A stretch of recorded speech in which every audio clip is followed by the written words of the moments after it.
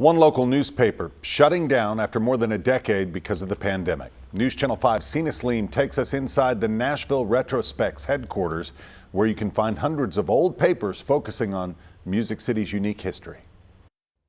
After 11 years, the Nashville Retrospect just printed their last issue. The editor tells me that the COVID-19 pandemic has played a big role in why they had to shut their doors. '98, the banner closed in Nashville and we became a one newspaper town. This has been going on for decades. The Nashville Retrospect's final issue is nostalgic for editor Alan Forkum. This is an enlargement of a Tennessean cover when the Women's Suffrage Amendment passed. Not only because of the old articles, Then other things like just Elvis Presley dying, that's its own headline, its own stories. but because they're forced to shut down due to the pandemic. The first issue was in July of 2009. The pandemic and the shutdown are sort of the final straw when it comes to the newspaper edition of it. It's just we can't keep doing it. The Nashville Retrospect gives readers a look at the history of Nashville, It's just weird how the stuff comes back around. republishing old articles. In the 70s, there was I think a swine flu. The Ford administration thought it'd be a good idea to ramp it all up very quickly and get it out as soon as possible because they were in the middle of an election. It ended up not going well. And so it was interesting to just read that in the context of today, where you had a presidential election going, you had a rush to get a vaccine. Again, a lot of it just comes back around. Forkum says while this may be their last issue, We hope we can continue in some other form. it won't be the end of their story. I think it brings a valuable perspective to today. Sina Saleem, News Channel 5.